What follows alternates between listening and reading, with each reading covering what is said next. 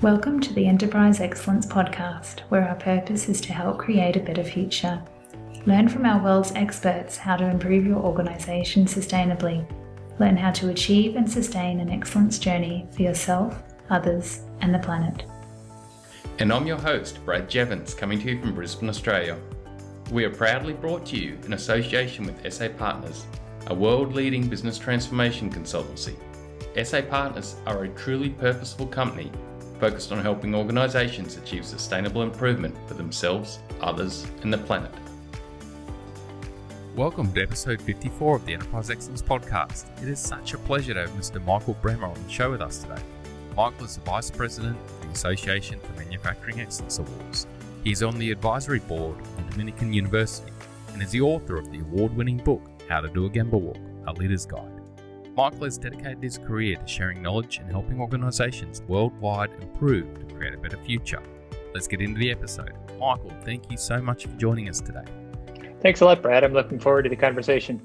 Same, Michael. Really looking forward to the conversation. Michael, what's your backstory? What led you to achieve and do everything you've done throughout your career? It's been so extensive so far. Yeah, for a long time. I'm an old guy. It's interesting. I don't think I certainly never planned this career, but my original training in life at the university was finance, accounting, and information systems. I had to be one of the first guys in the nation I took every IT course that the University of Missouri offered and sort of went out with that as a background and sort of a logical thinker kind of guy.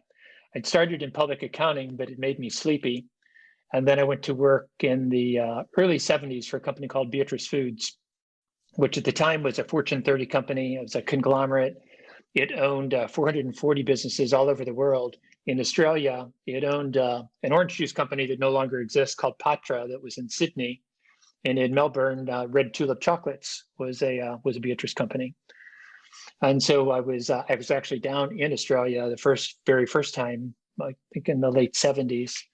But the one of the jobs they gave me along the way was they said we needed to do something to increase our rate of productivity improvement. And I had been with Beatrice for, I don't know, maybe 5 years at that point in time, doing a lot of special financial projects. And they said, Michael, you go be the productivity boy. And so I spent time then with a guy named W. Edward Deming, Dr. Duran, a couple of other people that were highly knowledgeable about this stuff.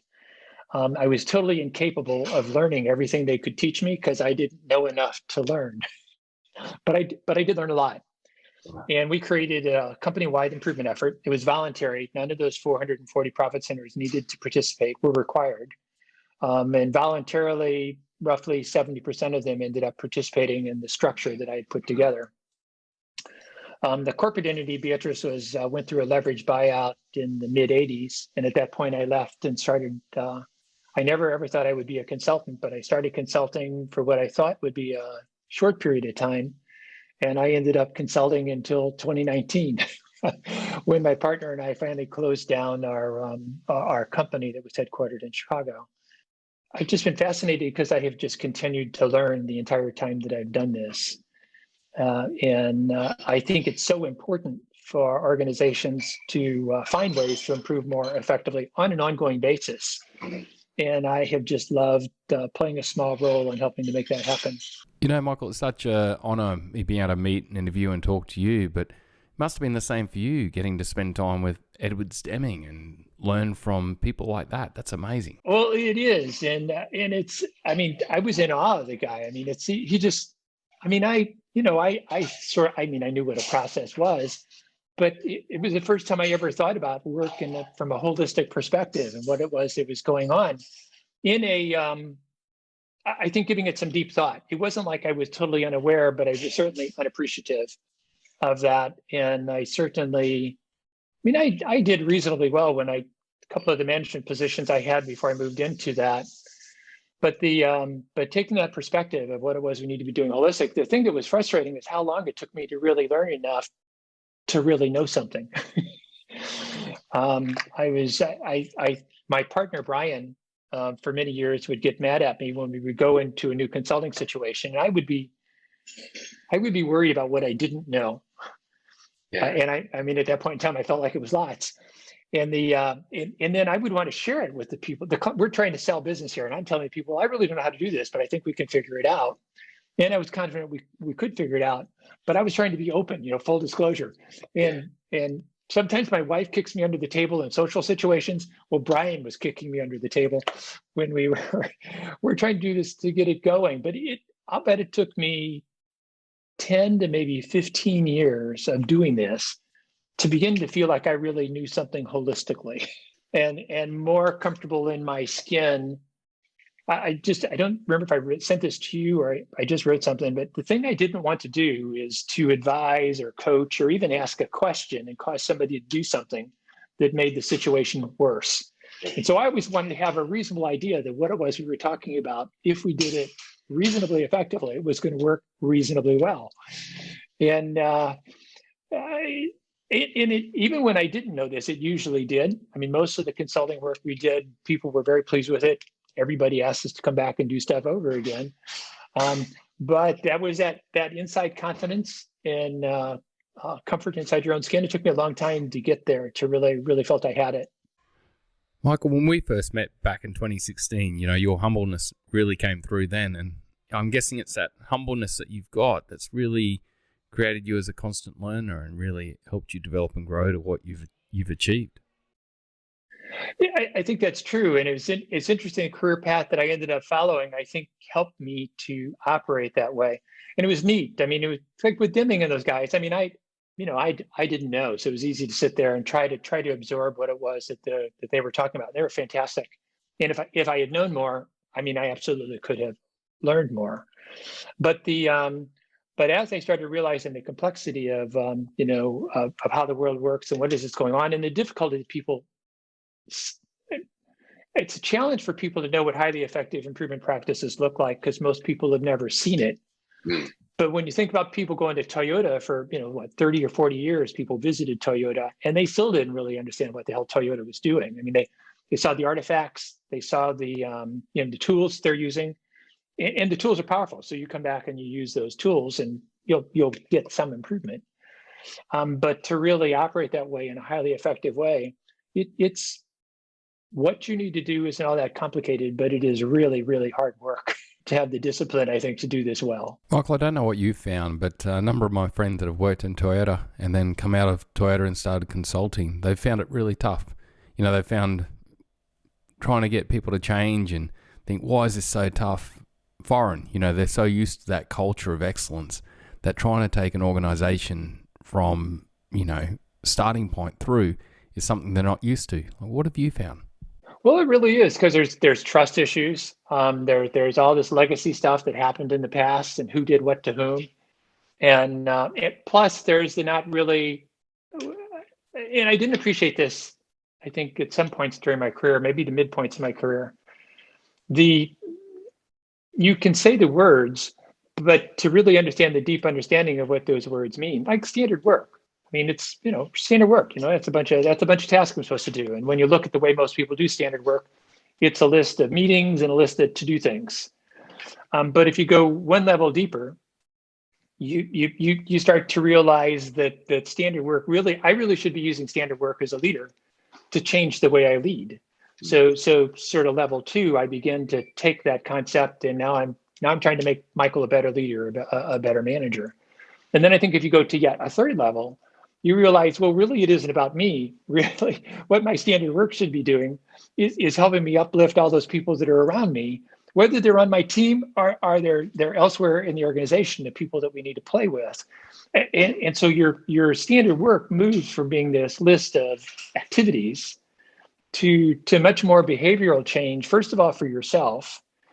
And then as you start to do that, then I think influencing the way that it is others are behaving and helping them to become actually better people in life.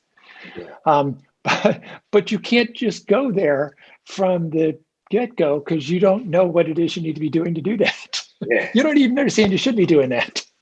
I think often when we move into leadership that we forget that element of standardization that we learned at the front line. And it takes us to have to go on a journey to rediscover it, find that importance of standardizing some time to make sure we can keep focused on what's important. I think that's true. And people people want to do this improvement stuff, and then they want to get there so they can just move on with their life and not have to worry about this. And there's not a good appreciation that the need for this doesn't stop of having to get better at getting better, because everybody around you is, even if they're not doing a great job of it, most organizations, they're not totally dysfunctional. I mean, they do an okay job of getting better. But God, you look at what's happened just in the last, year and a half with COVID and the rapid changes that we've gone through. The whole environment outside of us keeps changing, and it's accelerated. It's like on jet fuel now with what's happening with the changes taking place. Yeah, it's really funny right now. There's sort of the haves and have-nots. The companies that were doing well with enterprise excellence are booming and going through the roof right now, and the others many are struggling, and it looks like it could be that way going forward out of this also. Michael, I'm really keen to get into your book now, How to Do a Gemba Walk. When I read this book, it's a great read, short, sharp, full of a lot of great content. What I'm keen to explore is, out of all the knowledge you've got and that constant learning you've had, what made you choose to write this book first? Why did you write How to Do a Gemba Walk, a leader's guide, first of all? Well, ever since I started doing this, even back at Beatrice, when we were putting together what we called the productivity improvement effort, we had an assessment. It was a pretty bad assessment looking back at it today, because we had jumbled a whole bunch of stuff together. We had like one assessment thing, and it had like 10 different things people should be doing, but you got one score for it. But but I've always liked the idea of doing assessments, and in many ways, a Gemba Walk, is sort of an assessment of what it is that's going on. And I don't know, back in 2010-ish, Brian and I were going to run a workshop at we were running a consortium in Chicago. And we were going to host a workshop at one of the companies and teach people how to do a Gemba Walk. And, Womack and, Shook and all those guys are always talking about, do a Gemba Walk. So I figured, so we're setting this workshop up. We had scheduled the workshop. We're getting all ready to do it. And then I was looking for some material that I could provide to people to tell them what it was they needed to do when they did this. Well, all I could find were that you should show respect, you should ask some questions, and you should kind of go look, and you could go see. And I thought, well, yeah, that's well and good, but how do I do that? And so the workshop was coming up, and I sort of scrambled then to put together 5 pages of what somebody needed to do a Gemba Walk, because I couldn't find anything that, to my satisfaction, that did that. And then after we ran the workshop, that worked reasonably well, and people really liked the little 5-page script that we had provided to them. And then I thought, well, Jesus, there's nothing out there that tells people how to do this. And so my partner Brian does not like to write books. I had forced him to write the book prior to this with me, which I thought we did a good job of, but I don't think most people, it didn't do a lot of sales. The Gemba books probably sold 10,000 copies, which I think for especially a self-published business book isn't too bad. But we wrote this book called Escape the Improvement Trap, about struggles organizations have doing this well, but somehow it never got noticed. So I self-published this one. I just really wanted to give people a practical guide. And then when the first book was out there, the first edition was out there, I got some feedback from some folks. Well, how do I coach my leaders to be able to do this? And I had some coaching stuff that was scattered in there, but then ended up doing a revision to it where it actually put a chapter in for, coaching leaders. But the thing that frustrated me was I wanted to make it easy for people to know what it was they should be doing. And then, well, how can you hold yourself accountable for doing that? How do you then measure whether you're doing a good job of doing that as time goes by? And that was the story that I tried to tell. Yeah, Michael, you did it really well. Like, I remember even with the training afterwards, it was really straightforward and simple. There was a structure to it. It was a great process. And I remember you improving it even during the event. I remember going out to dinner with you and talking and brainstorming ways to make it even better, which is extremely impressive. Even now, with all of the digital walks, things that people are doing, I've been talking to some people about, well, how do we do this in a digital environment? So yeah, the need for even changing something like that, it doesn't stop, right? Yeah, the How to Do a Gemba Walk app, that would be awesome. Hey, Michael, I was wondering if you could share with us, mate, with doing a Gemba Walk, what are the 2, 3, 4 main steps to consider when going about the approach? I think, first of all, you have to decide why are you doing a walk?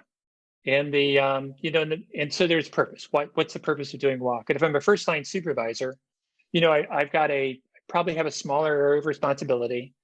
I've got certainly if I'm in a manufacturing company, I probably have more repetitive process that's going to be going on within my team.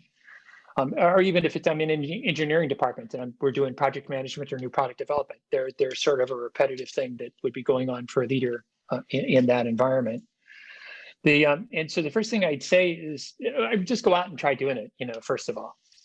But after you've done a couple of them, come back and think about, well, why do you really want to do a walk? What is the purpose of my walk? And you need to write that down. You can't just, think it, because if you just think it, you're going to change it as time goes by, and you're never really going to go back and hold yourself accountable for the original thing.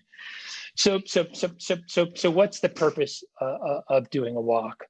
And so let's take two of them. So the purpose of a first line supervisor might be, well, they number one, they're probably doing a couple of walks a day. Certainly they're doing several walks during the week. I might do one walk just to see what's happening with our standard work practices. Are people, in fact, following standard work? Do they have any ideas about changing the way we're doing standard work? Can I see anybody struggling with, doing the work the way we've said that it should be done? I might then do another walk as that supervisor. I'm going to look at just flow. I just want to see where is stuff slowing down and what's happening. And so as I'm doing the walk, I'm not trying to do 6 different things. I'm trying to get a feel for what's there. If I'm a plant manager going through and doing a walk, there's a tendency for the plant manager or even somebody from outside to come in and want to educate the people that they're talking to. But if you want to know what it is that's really going on and getting in touch with reality as it's really happening, and I think this is one of the best tools in the world for doing that, then you really want to, the purpose of your walk should be to go out and listen. And I like to think there's a rhythm, there's sort of a pulse. It doesn't matter if it's highly repetitive, or I'm working in an all administrative environment. There is a pulse with the way that work gets done.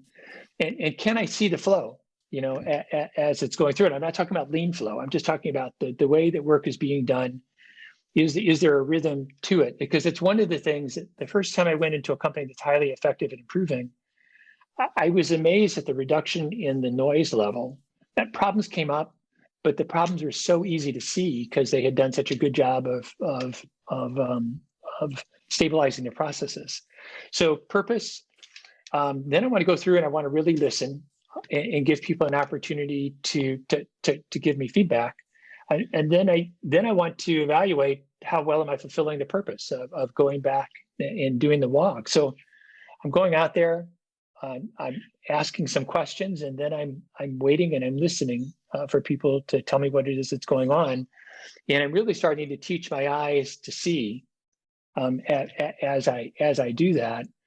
And for me, the purpose, a purpose, not the purpose, a purpose of a Gemba Walk should be to get in touch with reality as it actually exists. And what I want to be doing is letting go of my assumptions and my beliefs. I actually want to be challenging my assumptions and my beliefs as I do this walk, because that's where the humility comes from. When you can go in there and you can see what you thought was true isn't true, that should then make it easier for you to pause and to reflect, to see what it is that's really happening and try to learn from that. Yeah, it's so powerful, isn't it? Michael, with effective listening, a leader defines a purpose for a walk and they go down to do a Gemba Walk and they're going to practice listening. What does effective listening look like? What does it sound like? Well, you got to practice asking questions. And so I suppose when I talked about holding yourself accountable for steps of a good walk, I mean, that would be in the debriefing stage. And so if I'm doing it with multiple people.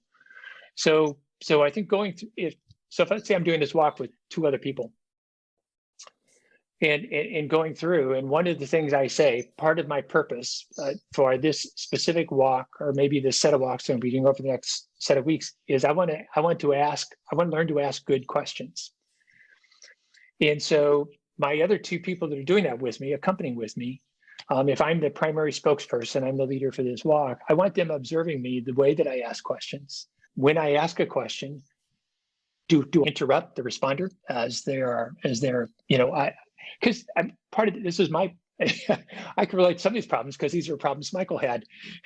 And I'm not trying to be rude. I mean, you hear somebody talk, and yes, there's an ego element there that you got an idea, but I want to move the conversation along faster and I want to get there quicker. And so I'm trying to help the speaker talk. Well, that's not what we should be doing. I mean, if we really want to be uplifting the people that are around us, we've got to give them space to learn and figure things out. I mean, if you've ever had kids, your kids do not learn through your experiences.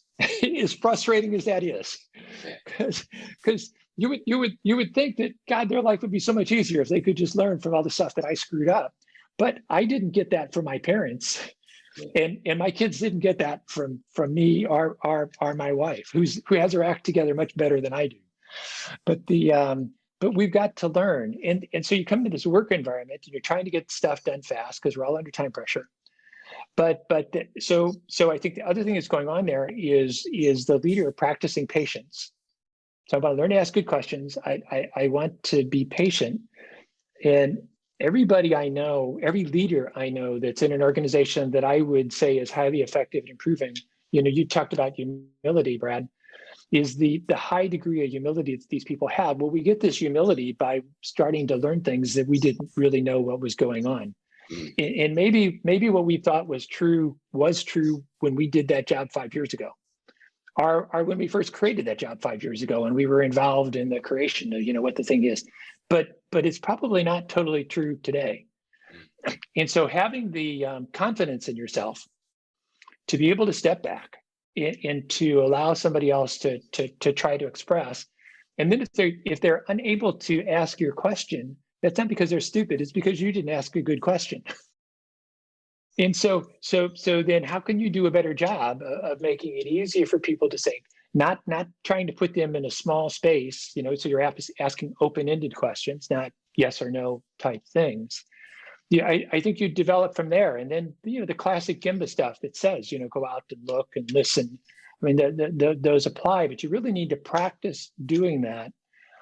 To get better and better at doing it. And the trap I've seen people fall into is they come up with a way they do the Gemba walks, and then they just try doing them that same way every time, rather than realizing this is a friggin' experiment, and I want to learn from the experiment, and I want to get better and better at doing this over time so that I can do a better and better job of uplifting the people that are around me, which to me should be the purpose of just about every Gemba walk. Michael, I love that statement you made there, that each walk is like an experiment to learn from and grow from. It's really insightful. Well, I think that's a great segue for us to finish up episode 54, and then we'll resume again next week in episode 55. Michael, thank you again for the insights and knowledge.